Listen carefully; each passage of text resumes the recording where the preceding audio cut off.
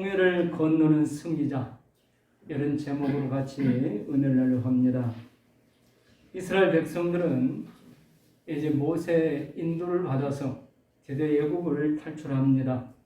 그 과정은 우리가 이미 알고 있는 내용들, 10가지 재앙을 내리고 마지막 장자의 죽음, 짐승 첫 새끼의 죽음, 그들은 벌벌 떨면서 이스라엘 백성들을 강권에 쫓아내다시피 합니다. 그리고 이스라엘 백성들 원하는 대로 모든 물질들을 다 주게 됩니다. 이스라엘 백성들은 장자도 죽지 않았고 짐승의 첫 새끼도 죽지 않았고 또 많은 필요한 물질들을 얻어가지고 애국을 탈출합니다. 그리고 드디어 가나안을 향해서 며칠을 행진을 합니다. 그런데 이 행진은 말을 타고 가는 것도 아니고 어린아이들까지 또 짐승까지 다 함께 가는 거기 때문에 더딜 수밖에 없습니다. 느리작 갈 수밖에 없는 겁니다. 그렇게 며칠을 가다가 보니까 홍해라는 바다 앞에 머물게 됩니다.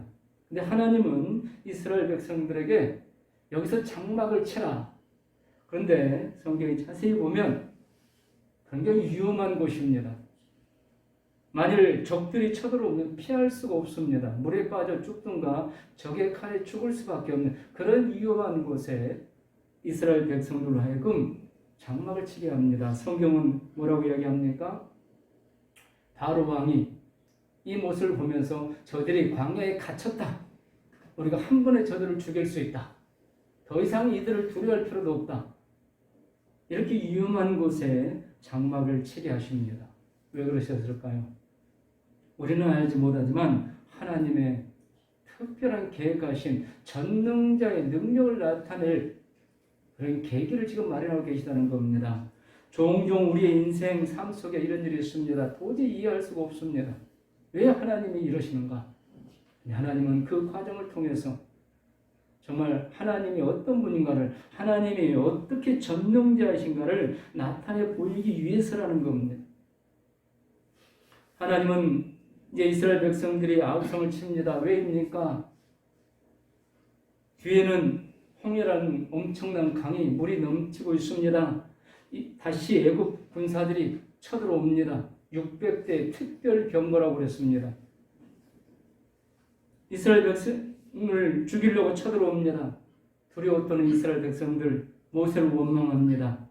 이때 모세는 이렇게 선포합니다. 너희는 두려워 말고 가만히 서서 여호와께서 이루시는 구원을 보기만 해라. 하나님께서 너희를 위하여 싸우시리라. 이들을 다시는 영원히 보지 않게 되리라.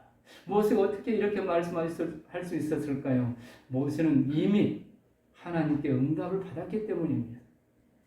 광야에서 하나님이 모세를 보낼 때 5번이나 거절할 때마다 하나님은 모세를 강권하면서 내가 너와 함께 하겠다. 이 백성을 너를 통해서 인도해 내겠다. 모세는 처음에는 믿지 못했지만 그러나 그는 믿기 시작했습니다. 그리고 확신을 가졌습니다. 하나님을 체험한 성도는 남들이 다 이해하지 못해도 이렇게 선포할 수 있다는 겁니다. 하나님을 체험했기 때문에 하나님의 응답을 받았기 때문에 우리 지금 성도님들이 매사에 이렇게 하나님의 응답을 받고 모세처럼 모든 사람이 두려워 떨 때 담대하게 선포할 수 있는 그런 믿음의 승리자가 될 수 있기를 축원합니다. 아멘. 마침내 그들은 더 위험한 위기에 처합니다. 애국 군사들이 이제 눈앞에 보입니다.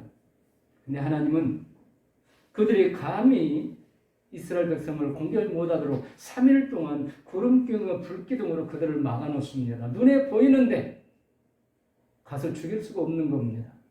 여러분 이것이 하나님의 보호하시는 손길인 줄 믿으시기 바랍니다. 아멘. 이스라엘 백성들은 마침내 믿음의 용사 모세를 통해서 홍해를 갈랐고 그 사이로 건너게 됩니다.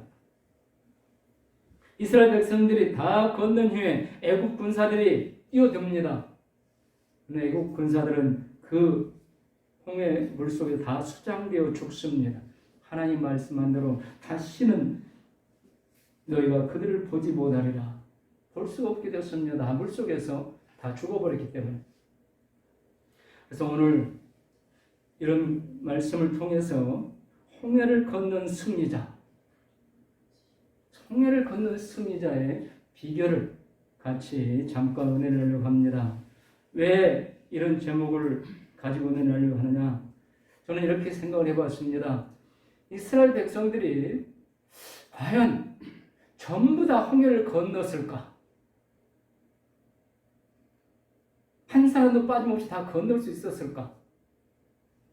갑자기 홍해가 갈라집니다. 그리고 벽이 생겼는데 그 벽은 세멘트 벽 아닙니다. 물벽입니다. 물이 벽이 생긴 거예요. 그 사이로 마른 땅이 생겼습니다. 그리 건너가라는 거예요. 모세가 앞장서 뛰어듭니다.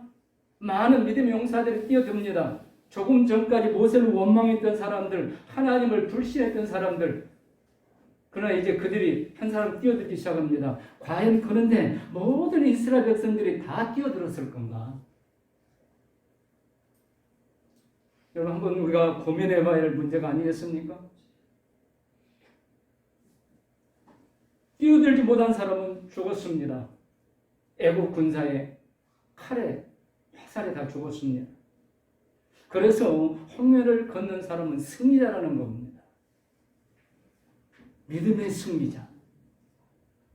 우리 은칙의 모든 성도님들이 국가적으로, 가정적으로, 개인적으로 홍해를 건너야 될 때가 있습니다. 그때 홍해를 건너는 승리자들이 되실 수 있기를 주님의 이름으로 축원합니다. 아멘. 머뭇거리면 죽습니다.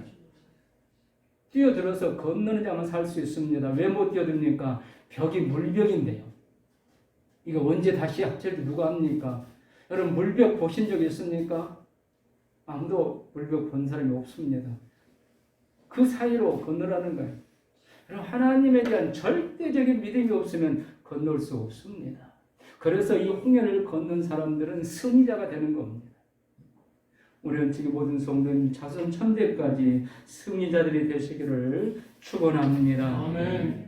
위기에 처할 때 믿음의 성도는 첫 번째 나타나는 게 기도하는 모습으로 나타납니다. 믿음의 성도와 믿음이 아닌 성도는 언제나 두 가지입니다. 믿음이 없는 성도는, 믿음이 약한 성도, 믿음이 없는 성도는 불신앙, 불평과 원망이 먼저 나옵니다. 왜? 두려우니까. 내 자신을 보면 할 수가 없으니까. 이게 모든 인간의 공통점입니다. 그러나 믿음의 성도는 기도부터 시작합니다. 그러면 기도하는 믿음의 성도는 두려움이 없을까? 있어요. 왜 기도합니까? 두려우니까 기도하는 거예요. 그러나 믿음이 없는 성도는 두려움을 원망으로 표현합니다. 기도하지 않아요. 위기에 처했을 때 그 믿음의 성도의 진정한 그 신앙이 보인다고 수없이 말씀드렸고 성경은 그걸 보여줍니다. 위기에 처하면 불신앙의 모습은 10절을 보면 두려워했습니다. 심히 두려워했습니다. 그래서 모세를 원망합니다. 우리가 애굽에 있을 때가 좋았다. 이때뿐만이 아닙니다. 홍해를 건너서 여행을 하면서도 수없이 원망합니다. 애굽에 있을 때가 좋았다. 그때는 정말 정력에 좋은 마늘도 먹었고 고기도 먹었고, 근데 여기서는 매일 새벽에 만나러니 과자 조각 먹고 어떻게 살게 되냐. 믿음이 없는 성도는 항상 이럽니다. 두려워하고 원망하고. 그러나 믿음 있는 성도는 두려운 상황 가운데서도 두렵기 때문에 엎드려서 기도하는 겁니다. 모두가 절망하고 원망만 하고 있을 때 오직 한 사람 모세는 기도하고 있습니다. 15절에 보면 여호와께서 모세에게 이르시되 너는 어찌하여 내게 부르짖느냐. 모세는 지금 부르짖고 있다는 겁니다. 백성들은 모세를 원망하고 있지만, 하나님을 원망하고 있지만 모세는 그때 부르짖고 있습니다. 그걸 하나님께서 지금 말씀하시는 겁니다. 그럼 누구 목소리가 더 컸을 것 같아? 원망하는 목소리가 훨씬 크죠. 그리고 같은 수가 기도하고 같은 수가 원망해도요, 기도 소리가 적습니다. 왜? 원망하는 사람들이 혈기를 하거든요. 분을 토하면서 하거든요. 그러나 하나님은 누구를 통해서 역사하십니까? 목소리 큰 사람이 아닙니다. 기도하는 성도라는 겁니다. 사랑하는 성도 여러분, 우리나라 언제 전쟁이 될지 아무도 모릅니다. 가정적으로 언제 홍해가 놓일지, 개인적으로 언제 홍해를 건지 아무도 모릅니다. 두렵죠. 그때 기도할 수 있기를 축원합니다. 아멘. 이게 홍해를 걷는 승리자의 첫 번째 비결이라는 거예요. 내 힘을 할 수 없습니다. 홍해를 어떻게 내가 할 수 있습니까? 그래서 모세는 부르짖어 기도하는 겁니다. 내가 힘들고 어려울 때 기도를 권면해주는 사람이 있다면 복받은 성도입니다. 또 같이 기도해주는 성도님이 있다면 복받은 성도님입니다. 내가 힘들든 내가 어려움을 당하든 같이 기도해줄 사람도 없고 권면해줄 사람도 없다면 정말 처량한 겁니다.